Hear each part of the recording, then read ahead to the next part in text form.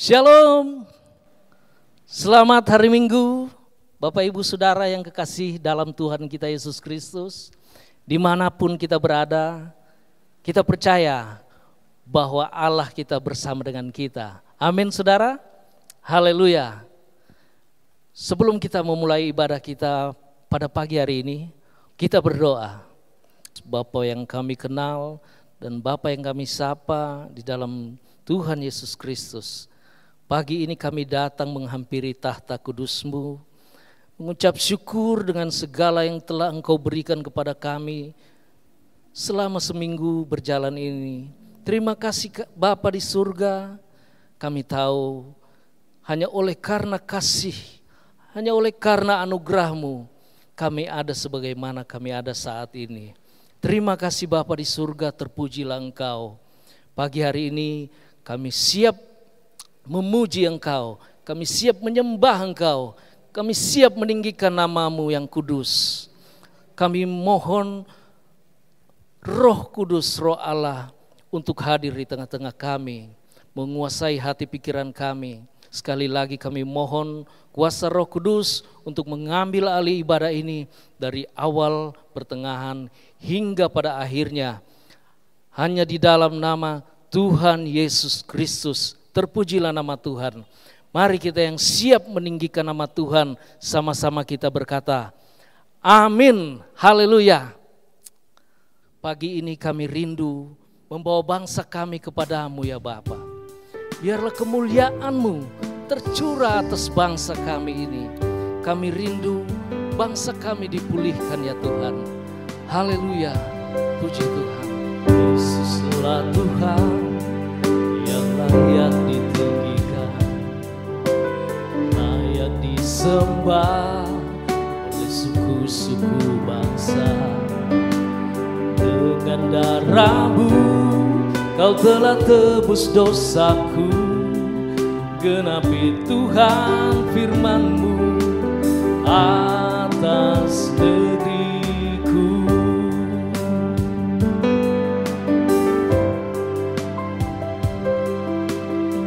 Yesuslah Tuhan yang layak ditinggikan, layak disembah oleh suku-suku bangsa. Dengan darah-Mu Kau telah tebus dosaku, genapi Tuhan firman-Mu atas negeriku.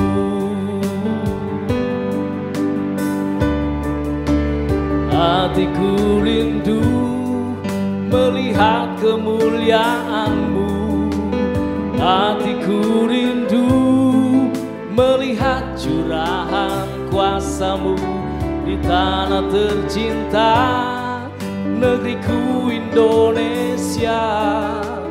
Ku berdoa Indonesia, penuh kemuliaan-Mu Indonesia, bagi kemuliaan-Mu. Hatiku rindu melihat kemuliaan-Mu, hatiku rindu melihat curahan kuasa-Mu di tanah tercinta, negeriku Indonesia. Ku berdoa Indonesia, penuh kemuliaan-Mu Indonesia, bagi kemuliaan-Mu. Haleluya. Yesuslah Tuhan yang layak ditinggikan, layak disembah oleh suku-suku bangsa. Dengan darah-Mu Kau telah tebus dosaku, genapi Tuhan firman-Mu atas negeriku.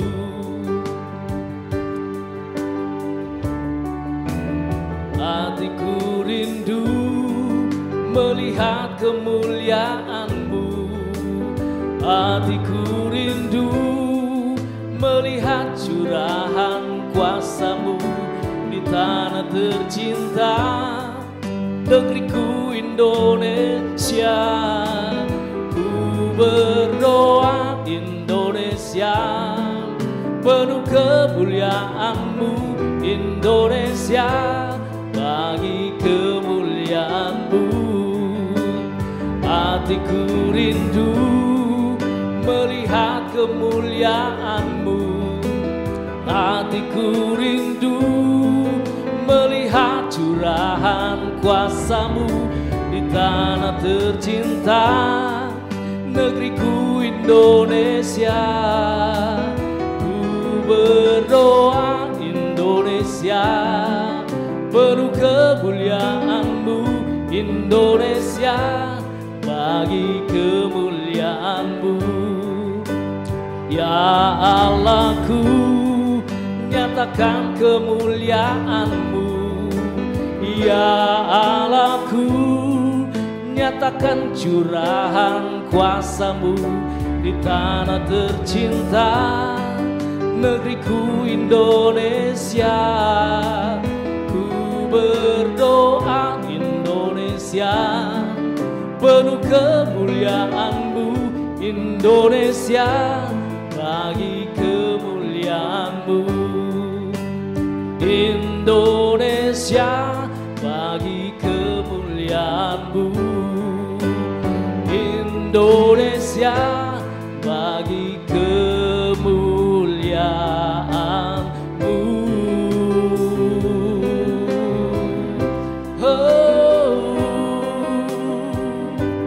Haleluya, haleluya, puji nama Tuhan. Biarlah Indonesia penuh dengan kemuliaan Allah. Amin, saudara.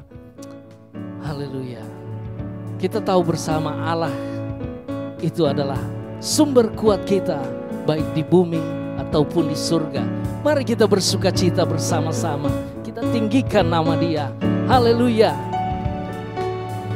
Hanya Kau milikku di surga,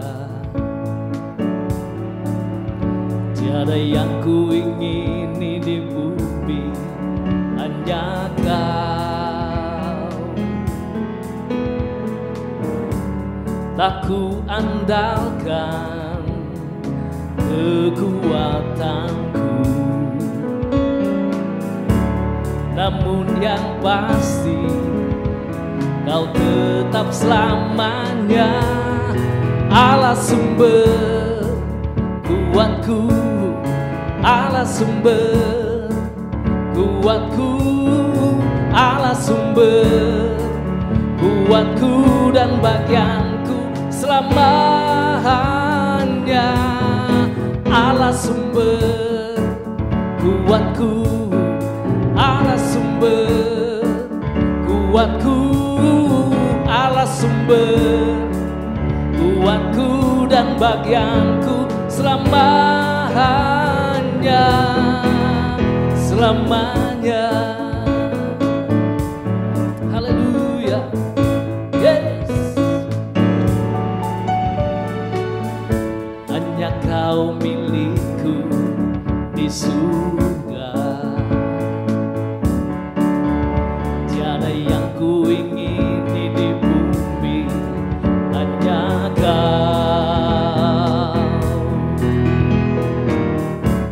Tak ku andalkan kekuatanku, namun yang pasti Kau tetap selamanya Allah sumber kuatku, Allah sumber kuatku, Allah sumber kuatku dan bagianku selamanya. Allah sumber kuatku, Allah sumber kuatku, Allah sumber kuatku dan bagianku selamanya. Allah sumber kuatku, Allah sumber kuatku, Allah sumber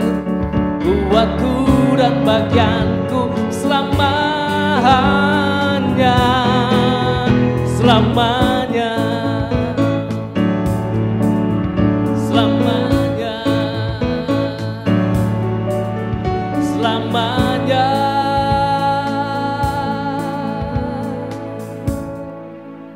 Puji nama Tuhan, Allah kita, sumber kekuatan bagi kita, orang yang percaya kepada Dia. Terpujilah nama Tuhan. Mari Bapak Ibu Saudara, kita persiapkan hati kita. Kita akan mendengarkan kebenaran firman Allah yang akan disampaikan oleh hambanya, Bapak Yafet Sembiring. Mari kita datang di altarnya, sujud menyembah kepadanya, Allah yang hidup. Bila hati terasa berat, tak seorang pun mengerti bebanku. Ku tanya Yesus, apa yang harus ku buat?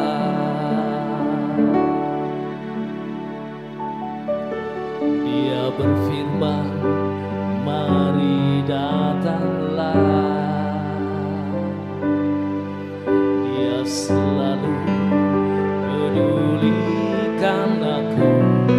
Ku datang Yesus, Dia pikul segala bebanku. Sujud di altarnya,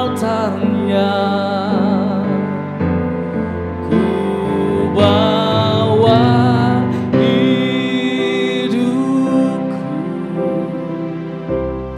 ku terima anugerah-Nya, Dia ampuniku dan bebas. Dia ubah hidupku, baharui hatiku. Sesuatu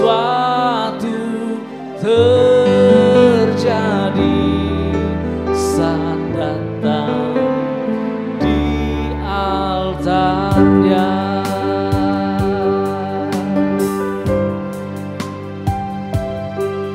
Bila hati terasa berat, tak seorang pun mengerti bebanku. Ku tanya Yesus, apa yang harus ku buat? Dia berfirman, mari datanglah.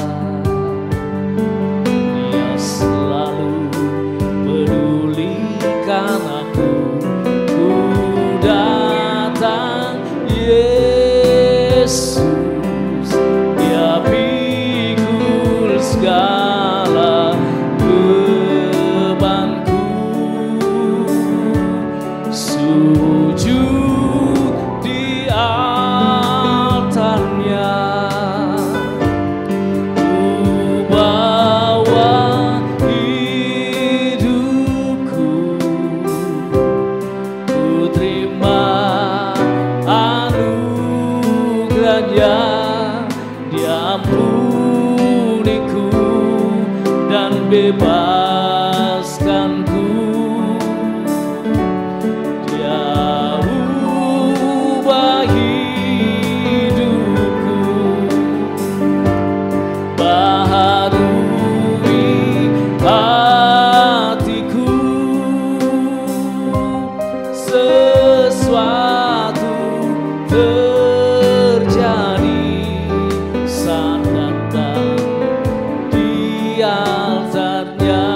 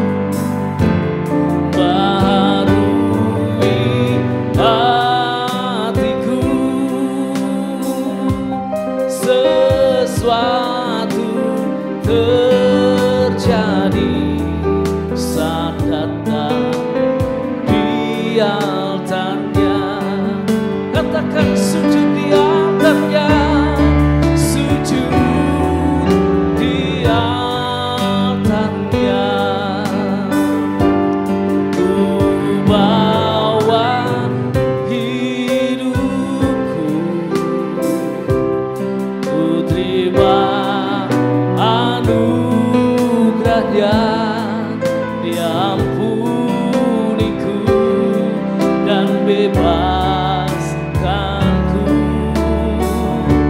Dia ubah hidupku, baharui hatiku. Mujizat terjadi, kesembuhan terjadi,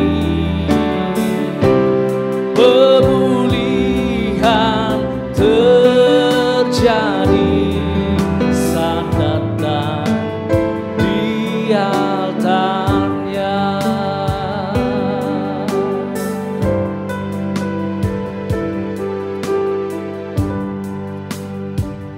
Haleluya, puji nama Tuhan.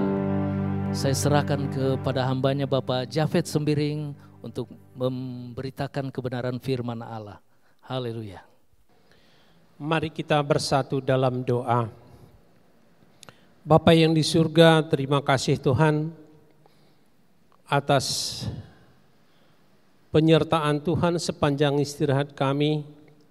Dan pada pagi hari ini kami juga telah memuji memuliakan nama Tuhan. Dan saatnya Tuhan kami ingin mau mendengarkan firman Tuhan. Bapa, biarlah firman-Mu menguatkan kami semua anak-anak Tuhan di tengah keadaan yang sangat meresahkan bagi kami ya Tuhan. Engkau Bapa yang mengurapi kami semua. Terima kasih ya Tuhan, dan hamba-Mu yang menyampaikan firman-Mu, Tuhan juga menjamah, mengurapi, menguatkan, sehingga firman Tuhan benar-benar disampaikan untuk memuliakan nama Tuhan. Terima kasih Bapa, dalam nama Yesus Kristus kami datang dan berdoa. Haleluya, puji Tuhan. Amin. Bapak, Ibu, Saudara yang kekasih di dalam Tuhan, pada pagi hari ini firman Tuhan yang menjadi renungan kita saya ambil dari Markus 2 ayat 1 sampai ke 12. Di sini tentang orang lumpuh disembuhkan. Namun firman Tuhan ini saya beri judul adalah iman. Mari kita baca firman Tuhan ini, Markus 2 ayat 1 sampai 12. Orang lumpuh disembuhkan. Kemudian sesudah lewat beberapa hari, waktu Yesus datang lagi ke Kapernaum, tersiarlah kabar bahwa Ia ada di rumah. Maka datanglah orang-orang berkerumun sehingga tidak ada lagi tempat, bahkan di muka pintu pun tidak, sementara Ia memberitakan firman kepada mereka. Ada orang-orang datang membawa kepadanya seorang lumpuh digotong oleh 4 orang, tetapi mereka tidak dapat membawanya kepadanya karena orang banyak itu. Lalu mereka membuka atap yang di atasnya. Sesudah terbuka mereka menurunkan tilam tempat orang lumpuh itu terbaring. Ketika Yesus melihat iman mereka, berkatalah Ia kepada orang lumpuh itu, "Hai anakku, dosamu sudah diampuni." Tetapi di situ ada juga duduk beberapa ahli Taurat. Mereka berpikir dalam hatinya, "Mengapa orang ini berkata begitu? Ia menghujat Allah. Siapa yang dapat mengampuni dosa selain daripada Allah sendiri?" Tetapi Yesus segera mengetahui dalam hatinya bahwa mereka berpikir demikian. Lalu Ia berkata kepada mereka, "Mengapa kamu berpikir begitu dalam hatimu? Manakah lebih mudah mengatakan kepada orang lumpuh ini, 'Dosamu sudah diampuni,' atau mengatakan, 'Bangunlah, angkatlah tilammu dan berjalan'? Tetapi semua kamu tahu bahwa di dunia ini Anak Manusia berkuasa mengampuni dosa." Berkatalah ia kepada orang lumpuh itu, "Kepadamu kukatakan, bangunlah, angkatlah tempat tidurmu dan pulanglah ke rumahmu." Dan orang itu pun bangun, segera mengangkat tempat tidurnya dan pergi keluar di hadapan orang-orang itu. Sehingga mereka semua takjub, lalu memuliakan Allah, katanya, "Yang begini belum pernah kita lihat." Saudara kekasih di dalam Tuhan, di sini kita lihat bahwa ketika Yesus ada di Kapernaum di rumah, maka banyak orang datang untuk melihat dan mendengarkan firman daripada yang disampaikan oleh Tuhan Yesus. Sehingga penuh semua tempat itu. Pada saat yang sama orang yang lumpuh ingin mau bertemu dengan Tuhan Yesus untuk mendapatkan kesembuhan. Kemudian mereka masuk lewat atap karena tidak bisa ada jalan masuk ke rumah itu. Dan Yesus berkata kepada orang yang lumpuh ini, "Hai anakku, dosamu sudah diampuni." Selanjutnya sampai kepada orang lumpuh ini sembuh dan berjalan pergi ke rumahnya. Saudara kekasih di dalam Tuhan, kenapa mereka ini bisa sampai membuka atap?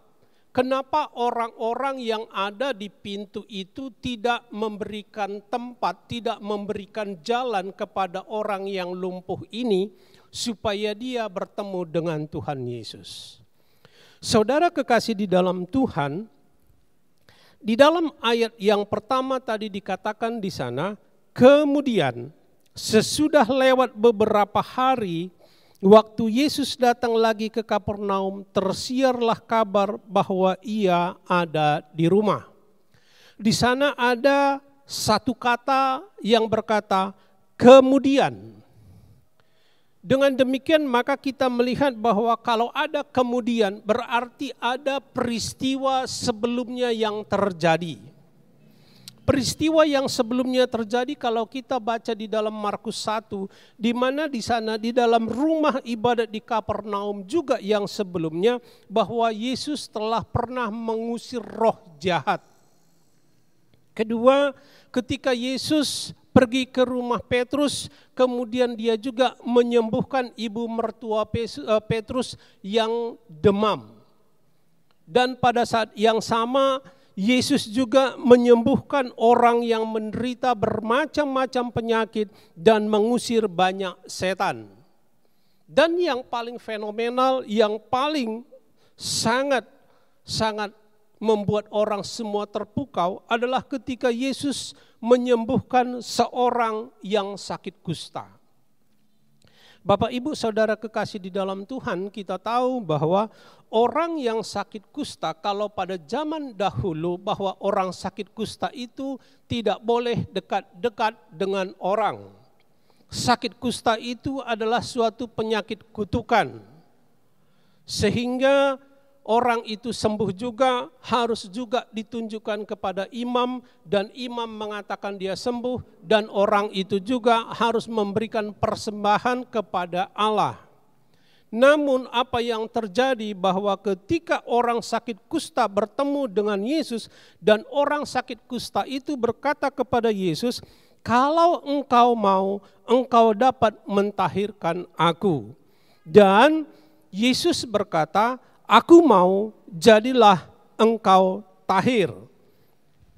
Dan di sana juga kalau kita lihat di dalam ayat Markus 1 ayat 41 dikatakan, "Maka tergeraklah hatinya oleh belas kasihan, lalu ia mengulurkan tangannya, menjamah orang itu dan berkata kepadanya, 'Aku mau, jadilah engkau tahir.'"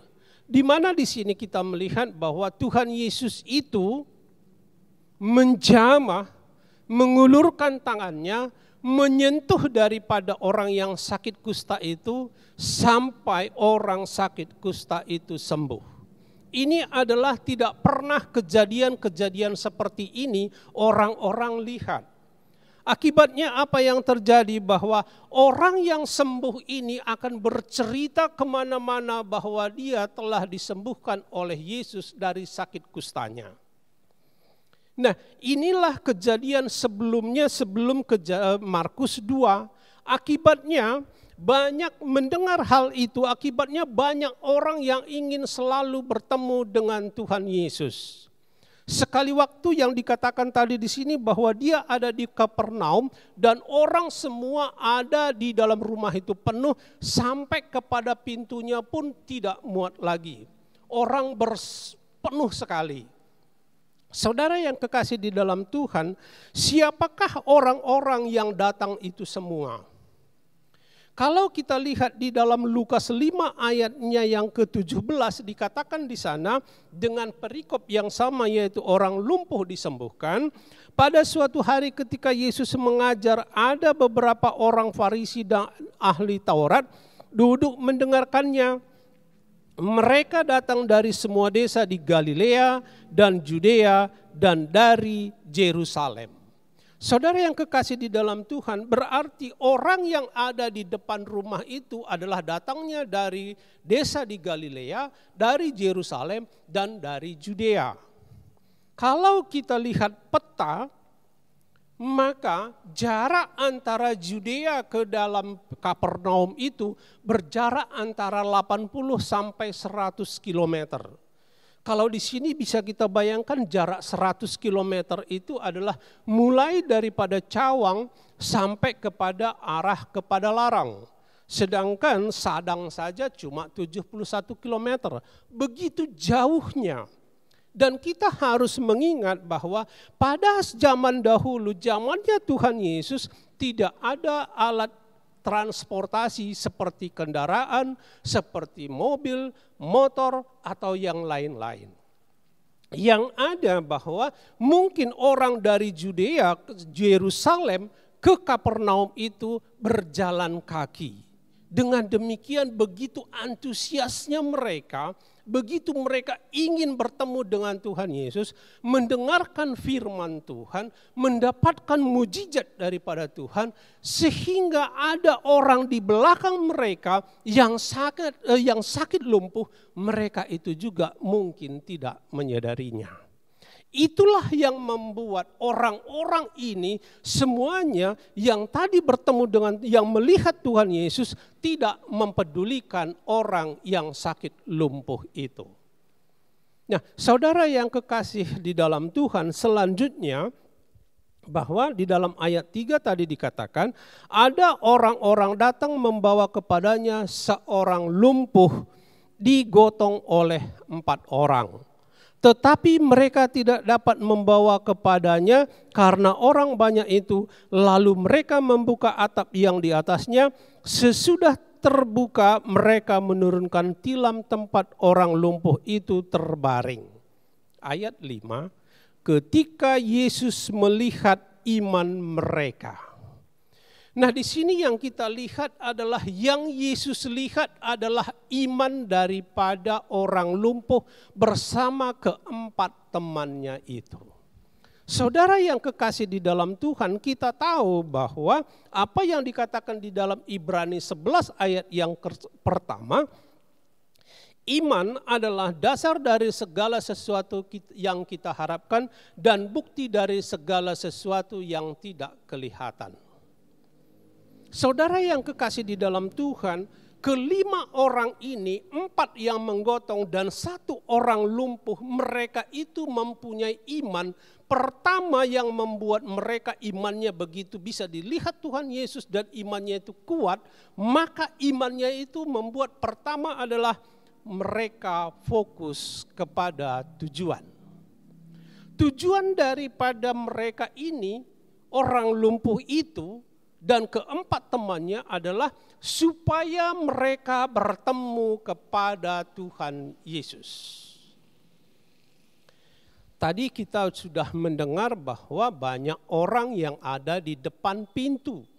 Itu adalah merupakan rintangan bagi orang yang lumpuh dan keempat temannya untuk bertemu dengan Tuhan Yesus.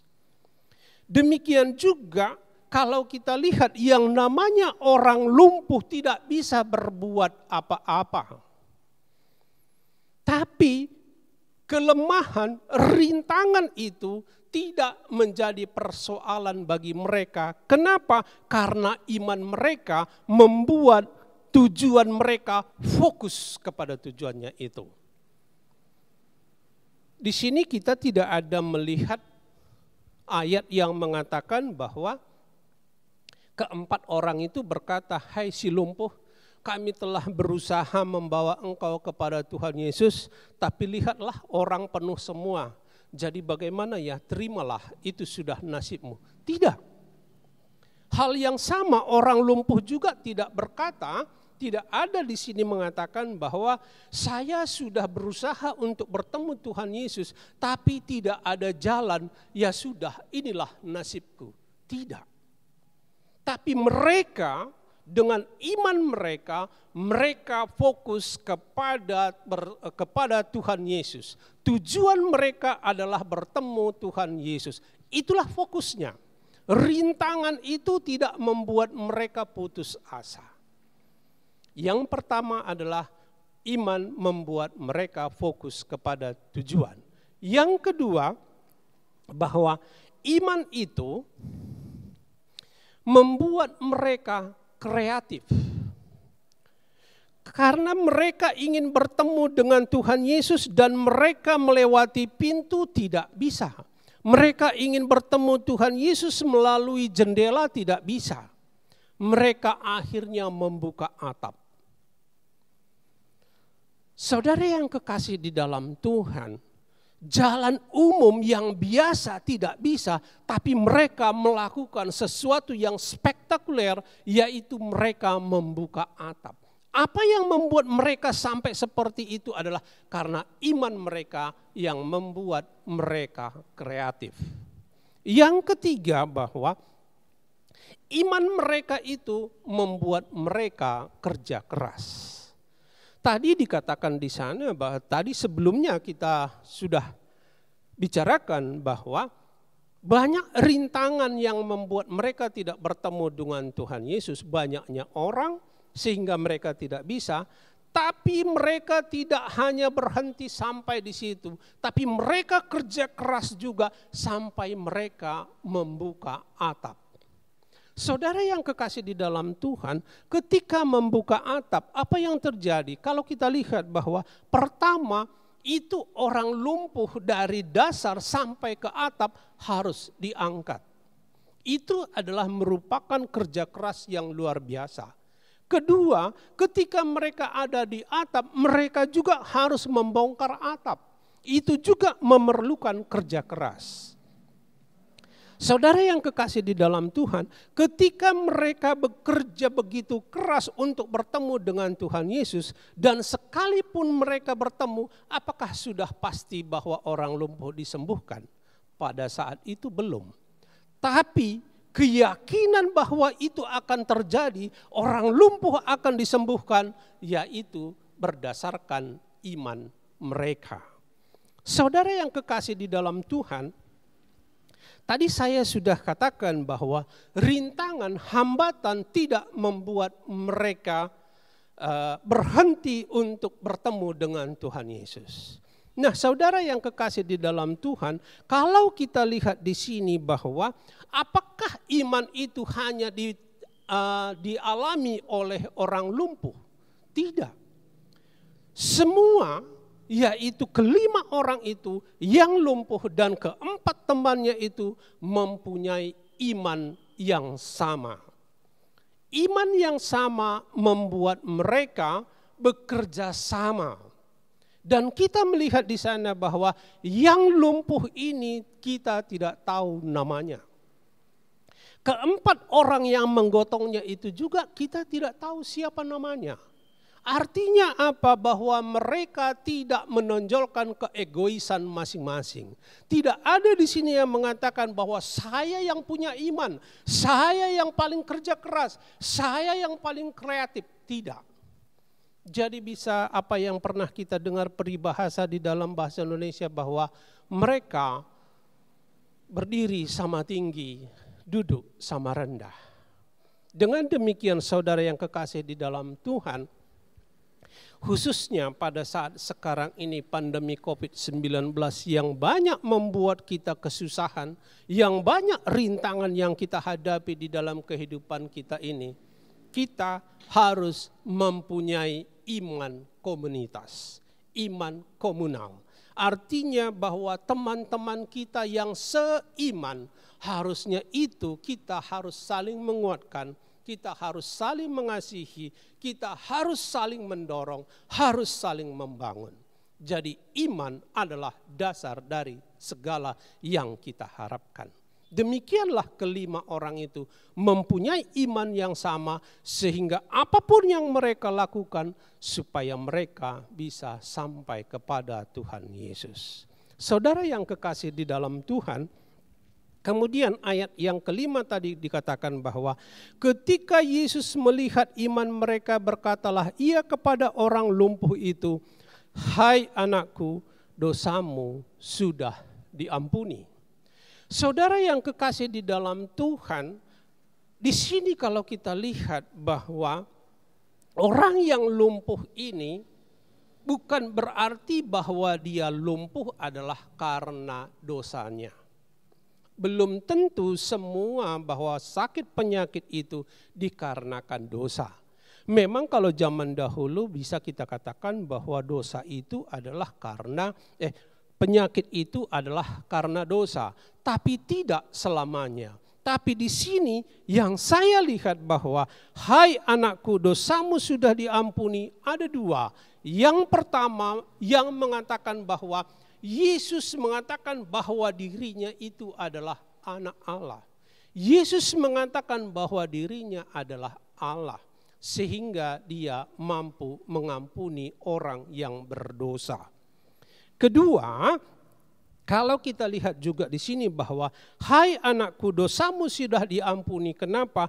Karena kita manusia yang berdosa tidak akan bisa bersatu dengan yang kudus, dengan Allah.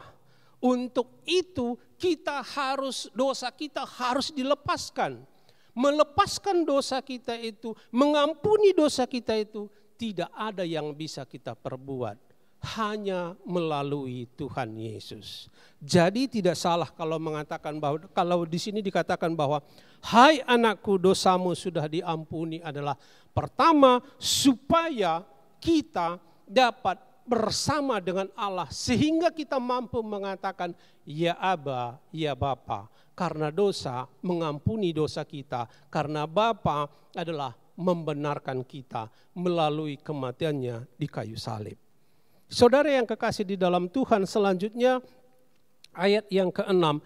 Tetapi di situ ada juga duduk beberapa ahli Taurat. Mereka berpikir dalam hatinya, mengapa orang ini berkata begitu? Ia menghujat Allah. Siapa yang dapat mengampuni dosa selain daripada Allah sendiri? Selanjutnya, tetapi Yesus segera mengetahui dalam hatinya bahwa mereka berpikir demikian. Lalu ia berkata kepada mereka, mengapa kamu berpikir begitu dalam hatimu? Saudara yang kekasih di dalam Tuhan, kalau di sini kita bisa melihat bahwa orang yang datang kepada Tuhan, tadi kita katakanlah ada yang dari Judea, ada dari Yerusalem, ada dari desa sekitar Galilea. Ternyata di sana orang yang datang kepada Tuhan itu adalah orang yang ingin mendengarkan firman Tuhan, orang yang ingin mendapatkan mujizat, tapi ada juga orang seperti orang Farisi, orang munafik, orang sekalipun dikatakan dia itu bahwa ahli Taurat yang harusnya dia mengetahui segala sesuatunya, tapi dia tetap mencari-cari kesalahan. Saudara kekasih di dalam Tuhan, bagaimana kalau kita ada ke rumah Tuhan? Apakah kita hanya memperhatikan sound system yang tidak bagus? Apakah kita hanya memperhatikan pembicara yang kurang bagus? Ataukah kita fokus kepada firman Tuhan? Inilah menjadi renungan bagi kita. Seperti yang sekarang ini, Apakah kita mendengarkan firman Tuhan lewat YouTube? Benar-benar mendengarkan firman Tuhan? Ataukah juga mencari-cari kesalahan daripada pemberita firman? Saudara yang kekasih di dalam Tuhan, kita yang dapat mengecek diri kita sendiri. Harusnya iman yang ada dalam kita membuat kita selalu fokus kepada firman Tuhan. Jangan seperti orang daripada ahli Taurat ini, sekalipun Yesus sudah menunjukkan bahwa dia bisa membaca isi hati, tapi hal-hal seperti itu tidak pernah menjadi pemikiran ahli Taurat. Sekalipun dia katakan ahli Taurat, dalam pikirannya selalu hanya Allah yang dapat mengampuni dosa.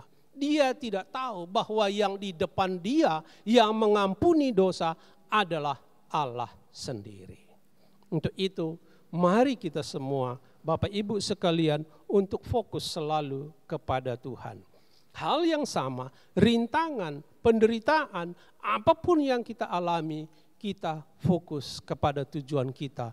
Bahwa kita ada, dicipta Allah untuk melakukan misi Allah di dalam dunia ini untuk membawa shalom kepada saudara-saudara kita semua. Saudara yang kekasih di dalam Tuhan, kemudian ayat yang ke-9, manakah lebih mudah mengatakan kepada orang lumpuh ini, dosamu sudah diampuni, atau mengatakan, bangunlah, angkatlah tilammu dan berjalan? Tetapi supaya kamu tahu bahwa di dunia ini Anak Manusia berkuasa mengampuni dosa, berkatalah ia kepada orang lumpuh itu, kepadamu kukatakan, bangunlah, angkatlah tempat tidurmu, dan pulanglah ke rumahmu. Saudara kekasih di dalam Tuhan, di sini kita melihat bahwa orang lumpuh yang tadinya bergantung sepenuhnya kepada orang lain, tidur di tempat, kalau tidak digerakkan orang, dia tidak bisa berpindah tempat. Kalaupun mau mandi, dia harus tergantung kepada orang lain. Semuanya ditentukan oleh orang lain. Tapi apa yang terjadi di sini? Ketika dia bertemu dengan Tuhan Yesus, ketika dia berbicara secara pribadi dengan Tuhan Yesus, ketika dia berjumpa mata dengan Tuhan Yesus, maka Yesus di sana berkata kepada orang lumpuh itu, kepadamu kukatakan, bangunlah, angkatlah tempat tidurmu dan pulang ke rumahmu. Yang tadi dia selalu bergantung kepada orang lain, tapi ketika bertemu dengan Tuhan Yesus, penyakitnya hilang, maka sekarang dia tidak perlu lagi bergantung kepada orang lain. Bahkan yang tadinya tidak bisa apa-apa, sekarang dia sanggup mengangkat tilamnya. Tidak hanya berjalan, bahkan sampai mengangkat tilamnya. Kalau tadinya dia bergantung ke orang, sekarang bergantung kepada diri dia sendiri. Kekuatan yang dia dapat, kenapa? Karena imannya yang tertuju kepada Tuhan Yesus. Saudara yang kekasih di dalam Tuhan, di sini kita lihat bahwa kalau yang tadinya dia ketika mau bertemu dengan Tuhan Yesus, tidak ada orang memberikan jalan kepada dia. Tapi sekarang ketika dia sembuh, orang-orang ada di depan dia semuanya, yaitu dekat pintu apa semua. Apa yang akan terjadi? Maka orang akan menyisihkan diri, akan memberikan jalan kepada dia, sehingga dia dapat berjalan sendiri. Dan orang mengatakan, yang begini belum pernah kita lihat. Saudara kekasih di dalam Tuhan, justru dalam keadaan penderitaan itu membuat dia mendapatkan kasih karunia daripada Tuhan. Hal yang sama seharusnya dalam keadaan pandemi ini, maka iman kita membuat kita satu dengan yang lain akan saling mengasihi. Kita antar sesama jemaat, kita harus saling menopang. Kita harus saling menguatkan. Kita harus saling membangun. Sehingga antara yang satu dengan yang lain, kita semua adalah anak-anak Tuhan. Tidak ada perbedaan status. Sehingga sekeliling kita akan berbicara, yang begini belum pernah kita lihat. Jemaat Sion dalam kesusahan, mereka selalu bersama, mereka saling menopang. Maka yang lain di kota Karawang akan berkata, yang begini belum pernah kita lihat. Itulah yang harus kita lakukan Bapak Ibu Saudara yang kekasih di dalam Tuhan. Iman kita membuat kita sekalipun tidak dapat bertemu, tapi kita bisa saling mendoakan, kita bisa saling mengasihi, kita bisa saling menopang. Terima kasih firman Tuhan. Mari kita berdoa. Bapa yang di surga, terima kasih Tuhan atas firman yang telah kami dengar. Biarlah firman Tuhan ini menguatkan kami di dalam masalah-masalah yang kami hadapi di dalam kehidupan ini. Kami tidak melihat masalah itu yang mengganggu kami untuk kami dapat bertemu dengan Tuhan Yesus. Tapi nyatakanlah kasih-Mu kepada kami Tuhan, bahwa melalui pandemi ini membuat kami lebih kuat, lebih dekat, lebih bergantung kepada Tuhan. Sehingga Tuhan menyenangkan, Tuhan ditinggikan di dalam kehidupan kami. Terima kasih Tuhan, Engkau memberkati kami sekarang sampai selamanya. Karena kami tahu di dalam masalah kami, dalam keadaan susah, dalam keadaan penuh masalah, tapi Engkau menjamah kami Tuhan, sampai kami dapat memberikan yang terbaik untuk Tuhan. Tuhan, Engkau menjamah kami semua, Engkau memberkati kami semua, sehingga kami selalu ya Bapa dapat memberikan yang terbaik kepada Tuhan. Sekalipun persembahan kami tidak berarti, tapi kami tahu Tuhan tidak melihat itu. Tapi Engkau akan melihat hati kami dan kami Tuhan. Atas pertolongan Tuhan, sehingga kami juga dapat memberikan yang terbaik kepada Tuhan. Terima kasih Tuhan. Berkati kami hari demi hari, sehingga kami untuk hari-hari yang akan datang dapat memberikan yang lebih baik lagi kepada Tuhan. Terima kasih Bapa, dalam nama Yesus Kristus kami datang dan berdoa. Amin.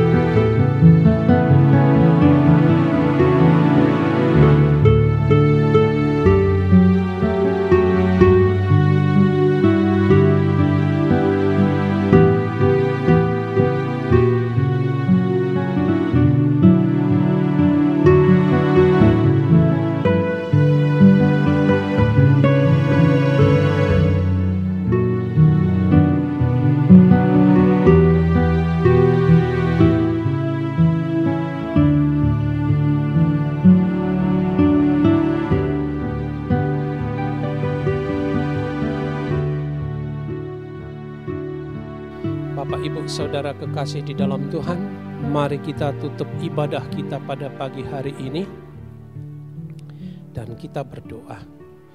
Bapa yang di surga, terima kasih Tuhan, di mana firman Tuhan menguatkan kami di dalam setiap kehidupan kami.